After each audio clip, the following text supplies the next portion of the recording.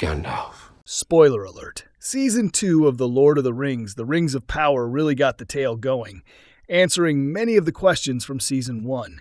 Since Season 1 teased Sauron's true identity and hinted that he might be one of the original characters on display, the show is fond of mystery box storytelling. The Season 1 finale of the show officially established that Halbrand was the correct response, despite previous hints suggesting everyone from the Stranger or Halbrand to Adar or Dilly Brandyfoot was Sauron. Along with dropping a ton of other bombshells, Season 2 unlocked some mystery boxes of its own. The show is addressing the Silmarillion stories as an adaptation of high fantasy master J.R.R. Tolkien's Second Age writings, yet it only owns the rights to The Hobbit and the Lord of the Rings novels and appendices. Fortunately, rights have not been a problem because the show's usage of different aspects of other works has been approved by the Tolkien estate. Rings of Power Season 2 has featured some incredible Second Age moments, perfect for both diehard Tolkien fans and those who are just discovering the Legendarium. These contain triumphant canon arcs as well as unexpected and potent unique material revelations. Hear the dying words of Celebrimbor. Welcome to Movie Spy. 13 elves were poisoned by Sauron into the first orcs. Adar was transformed into a Moriondor by Morgoth.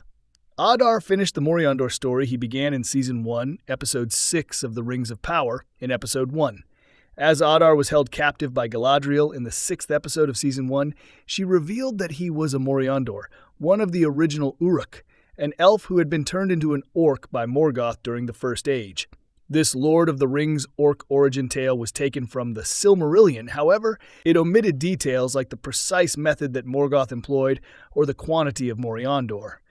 But Season 2's wholly unique Moriondor myth completely dismantled these puzzles. By Season 2, Adar had flipped the tables. He was holding Halbrand captive and telling him that he had previously been chained, just like Halbrand. He was no longer the prisoner. Adar came forward to identify himself as one of the 13 Moriondor. Morgoth made deals with the 13 elves, giving them everyone something in exchange for their new birth. A dark and nameless peak was where they were famished and chained until Sauron gave them wine that changed them. While this scenario does not go against canon, it does open up a vast array of possibilities that fans and fanfiction authors will likely take years to explore. The monster Sauron is a black tentacle. While Sauron is developing his body, he is a black writing mass. One of the most significant revelations in Rings of Power Season 2 has to be the clear explanation of Sauron's shape-shifting technique. Readers of Tolkien's works will probably be familiar with Sauron's legendary capacity for shape-shifting and regeneration, which is extensively detailed in the Silmarillion. In this collection of stories, Sauron adopted his fair form, Anatar, and also a horrible form of malice and hatred made visible. What is even more amazing is how effortlessly Sauron changed between several forms in the Lay of Lithien, such as a werewolf, a vampire, and an enigmatic demon form. Similar to Moriondor's metamorphosis, the Rings of Power took great pleasure in elucidating Sauron's shape-shifting technique. Not everyone agreed with the decision to adapt mysterious magic rather than include more everyday content like conversation, but the result was memorable, inventive, and thought-provoking images. In the flashback from Season 2, Episode 1, Sauron was killed by Adar, and for millennia afterward, his thick black blood was animated by his spirit. Sauron's dark ooze form became larger and more supple over time as it caught and devoured creatures. Finally, Sauron was able to assume his Halbrand form after capturing and consuming a human. Morgoth's crown is a potent weapon that even Sauron could not resist after getting stabbed by it. The fact that Morgoth's crown was more than simply historical regalia and might be considered one of Middle-earth's most potent weapons was one of the most amazing revelations of the Rings of Power Season 2. Upon first glance, Morgoth's crown was the pinnacle of Season 2, a magnificent retelling of the Silmarillion artifact that Luthien and Beren took on in what might be the greatest Legendarium adventure. Fans were treated to a visual feast akin to a Tolkien bone, but the crown's actual purpose as a plot device was revealed. Adar betrayed Sauron at his coronation by stabbing him in the back with Morgoth's spiky crown, in the first flashback of Season 2, Episode 1. As one of the 15 Valar, one would have assumed that Morgoth could at least have afforded a uniform free of lethal design defects.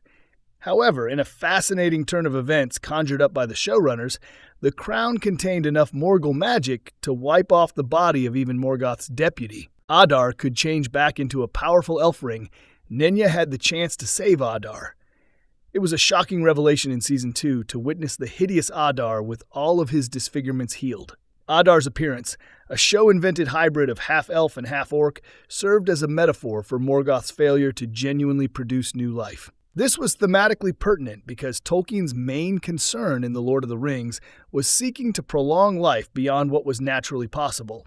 Still, Adar's disfigured face perfectly matched his evil demeanor. Adar put on Nenya, one of the 3 magical elven rings that Adar had taken from Elrond, and soon realized its ability to both cure and fend against the ravages of aging. The ring worked miraculously to undo the results of Morgoth's elf Uruk surgery. It puts the Elven Ring's power in The Lord of the Rings into perspective if they can reverse what Tolkien originally called Morgoth's most heinous deed. It also clearly shows how far Sauron and Celebrimbor have come in their forging. Bronwyn has passed away. The injuries of Season 1 did not survive Bronwyn. Since Bronwyn had such a significant role in Season 1 of The Rings of Power, it was shocking to learn that she had passed away in Season 2. Actress Nazanin Boniadi's departure from the show ended Bronwyn's run in it. Boniadi left Theo without a mother and Arondir without a relationship in the show since she was concentrating on other projects.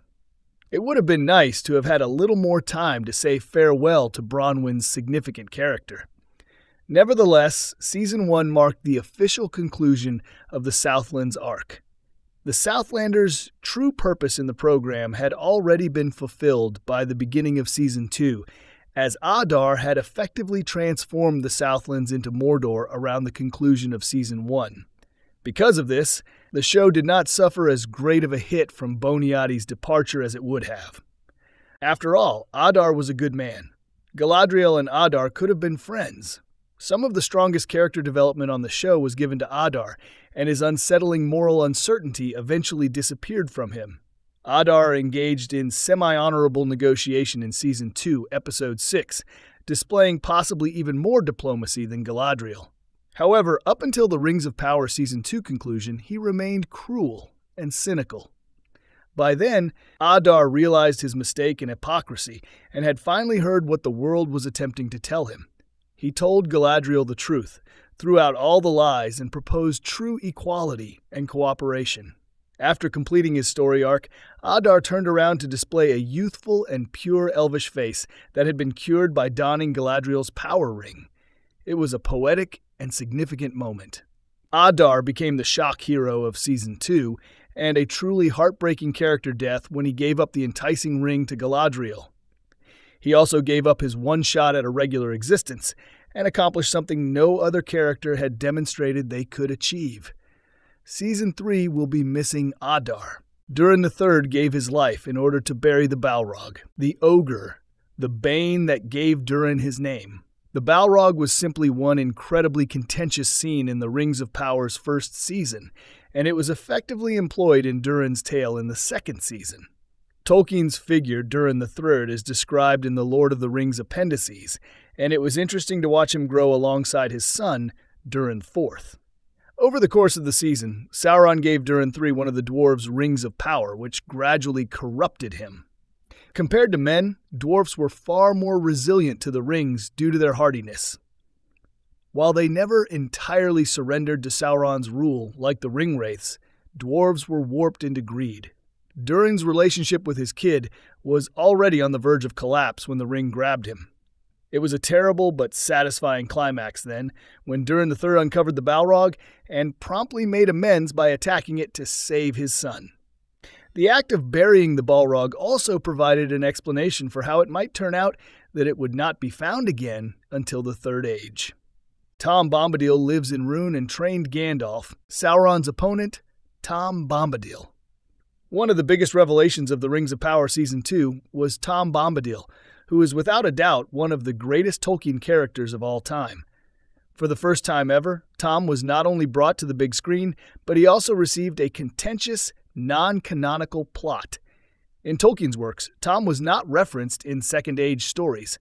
Tom was residing in Rhûn in Season 2, a long cry from the Old Forest, the setting for his house in The Lord of the Rings. In The Lord of the Rings, Tom Bombadil was adamant on staying in the Old Forest. That being said, as Gandalf hinted in the book, he might not have always been that way. In yet another inventive move, in Season 2, Tom Bombadil happened to run across the Stranger, who happened to be Gandalf. Bombadil made a special effort to assist Gandalf in his struggle against Sauron in the program, despite the fact that he refrained from engaging in combat in the novel. The pacifist symbolism of Bombadil was a fun aspect of his persona, but he also proved that the program's interpretation of the character was accurate when he armed the hobbits after saving them from Barrow Wights. In theory, Sauron has the ability to shapeshift into anyone, including Galadriel. The opening episode of Season 2 featured footage of Sauron's regeneration powers. In Episode 2, he transformed from Halbrand into Anatar, but Episode 8's transformation of Sauron into Galadriel was the true revelation.